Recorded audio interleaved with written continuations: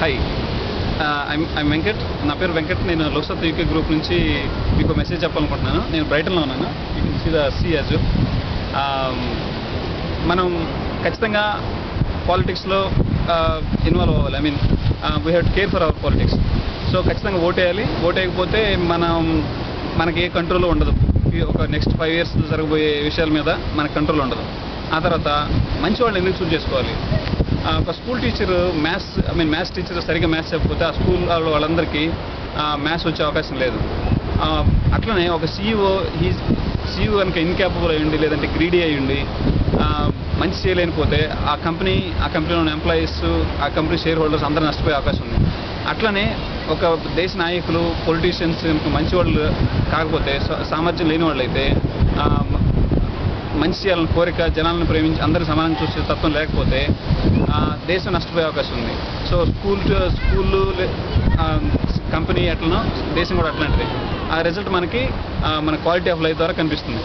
So ఇప్పుడు next వచ్చేసి మన ఏపీలో సిచ్యువేషన్ అంత ఫన్నీగా డిఫరెంట్గా ఉంది.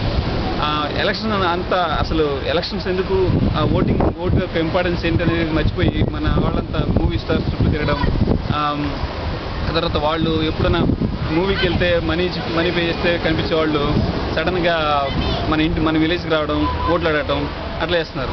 కానీ అసలు ఈ తతంగం అంతాలో యాక్చువల్ ఓటు ఇంపార్టెన్స్ ఏంటనేది మర్చిపోతున్నారు అనేది క్లియర్గా అర్థమవుతుంది. So I just want to remind everyone, just choose just think and vote. And then ఇంకోటి ఏంటంటే ఇక్కడ మూవీ స్టార్స్ రేపు మన ఇంట్లో వాటర్ ఆగిపోయినా, లేదంటే ఎలక్ట్రిసిటీ పోయినా, లేదంటే రోడ్డు మీద ఏదైనా డర్టీ స్ట్రీట్స్ ఉన్నా, బస్సులో ఎక్కేసి కాళ్ళని తొక్కేస్తున్నా సిటీ బస్సులో, ఇట్లాంటప్పుడు మన మూవీ స్టార్స్ ఏమి హెల్ప్ చేయలేరు. కానీ మన ఓటు మనల్ని కాపాడుతుంది ఇట్లాంటి విషయంలో. ఇక వచ్చేసి క్యాస్ట్, రిలీజియన్ వాటిని బేస్ చేసుకొని ఓట్లు వేయడం. ఓన్లీ ఒక్క క్యాస్టే ఉన్నా సరే, ప్రపంచంలో ఒక్క క్యాస్టే ఉన్నా సరే అందరు కొట్టుకుంటూ ఉంటారు, దానిలో డౌట్ లేదు. ఒక కులం పేరు చెప్పు, మతం పేరు చెప్పు, 1,200,000 మందిలో 1,2 నాయకులు అయిపోయి వాళ్ళు కోట్లు సంపాదించేసి అట్లుంటే దానివల్ల జనాలకు ఒరిగేది ఏం లేదు. జనాలకు కావాల్సింది ఏంటంటే అందరికీ ఉపయోగపడే పనులు చేయడం. పొలిటీషియన్స్ అన్న వాళ్ళు అదే పని చేయాలి. రోడ్లు, విద్య, ఆరోగ్యం, ఇన్ఫ్రాస్ట్రక్చర్ కానీ, ఎంప్లాయ్మెంట్ ప్రొవైడ్ చేయడం, కంపెనీలు పెట్టడం, ఇండస్ట్రీస్ డెవలప్ చేయడం, ఆ పని చేయాలి. ఆ తర్వాత వ్యవసాయానికి సరైన గిట్టుబాటు ధర ఇవ్వడం, కూలీలకి, అసంఘటిత వర్గానికి సరైన సెక్యూరిటీ ఇవ్వడం, ఆ పని చేయాలి. కానీ ఇట్లా టీవీలు ఇస్తాం, లేదంటే రైస్ ఇస్తాం, లేదంటే పప్పు దినుసులు ఇస్తాం, ఇంకేదైనా ఇస్తాం అని చెప్పి పిచ్చి కబుర్లు చెప్పడం కాదు. యాక్చువల్గా ఇప్పుడు చేసే పని, ఇప్పుడు మనం ఒక ఏదైనా కంపెనీలో ఒక బిజినెస్ పెట్టాలంటే ఇన్వెస్ట్ చేస్తే మళ్ళీ రిటర్న్స్ వచ్చేట్టు ఉండాలి. కానీ టోటల్గా ఏదో ఇచ్చినట్టుగా, వాళ్ళ జేబులోంచి ఇచ్చినట్టుగా, లేదంటే ఆలోచన లేకుండా చేయకూడదు. ఇక వచ్చేసి నెక్స్ట్ వచ్చేసి నెక్స్ట్ వచ్చేసి లోక్సత్తా గెలుస్తుందా అనేదానికి డౌట్ అక్కర్లేదు. ఎందుకంటే 100లో 70 మంది 80 మంది లోక్సత్తా మంచి పార్టీ అంటారు. అది కానీ వస్తుందా అంటారు. ఆ కానీ అనేది ఒకసారి ఆలోచించండి. ఆ 70 మంది ఎవరు వాళ్ళ ఓటుతోనే గెలుస్తుంది అనుకోండి, ఆటో ఓటేశారు అనుకోండి, ఖచ్చితంగా 70 ఓట్లు పడిపోయినాయి అనుకోండి, 100లో ఆటోమేటిక్ లోక్సత్తా గెలుస్తుంది. సో దానిలో డౌటే లేదు. ఓన్లీ ఏంటంటే మనం ఆలోచించి మన ఓటు ఇంపార్టెన్స్ ఏంటి దాన్ని ఆలోచించి ఓటేయడం. నేను గుడ్డిగా లోక్సత్తాకి ఓటేయమని చెప్పట్లేదు. ఒకసారి లోక్సత్తా 50 గ్యారంటీస్ కానీ, లోక్సత్తా మేనిఫెస్టో కానీ, వాళ్ళ క్రెడిబిలిటీ కానీ, వాళ్ళ ట్రాక్ రికార్డ్ కానీ, ఎవరెవరు దానిలో వర్క్ చేశారు అవన్నీ చూడండి ఒకసారి. వాళ్ళ ప్రొఫైల్ ఏంటి, లోక్సత్తా మూవ్మెంట్లో ఎట్లా వర్క్ చేశారు, ఏ రిఫార్మ్స్ తీసుకొచ్చారు, రైట్ టు ఇన్ఫర్మేషన్ యాక్ట్ అని కానీ, మళ్ళా క్లీన్ పాలిటిక్స్ అని కానీ, మామూలుగా ప్లస్ అట్లాంటి ఒకసారి లోక్సత్తా మూవ్మెంట్కి వెళ్ళి వాళ్ళ అచీవ్మెంట్స్ ఏంటో చూడండి. క్రిమినల్స్ని అవాయిడ్ చేయడం, తర్వాత పొలిటీషియన్స్ని అసెట్స్ని బయటపెట్టడం, ఆ తర్వాత citizen charters,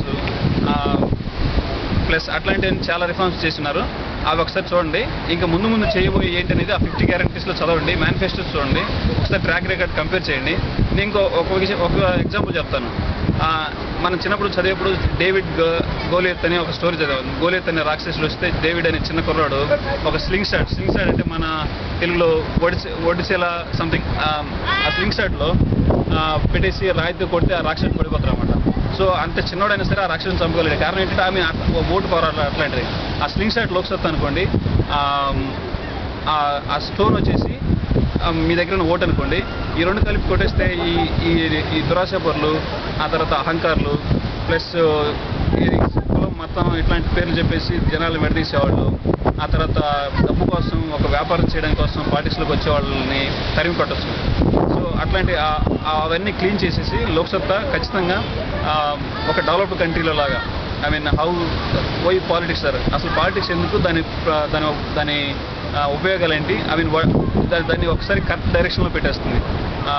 I mean police reforms కానీ లేదంటే ఇంకా అట్లాంటివన్నీ చేసేసి విద్య, ఆరోగ్యం మెయిన్ వాటి మీద కాన్సన్ట్రేట్ చేసేసి ఈ పాలిటిక్స్ని మతం నుంచి లేదంటే ఫ్రీబీస్ నుంచి ఇట్లాంటి సిల్లీ థింగ్స్ నుంచి దూరం చేసేస్తుంది. అది మెసేజ్. ఒకసారి ఆలోచించండి, ఒకసారి మేనిఫెస్టో చదవండి, ఓటు వేయండి.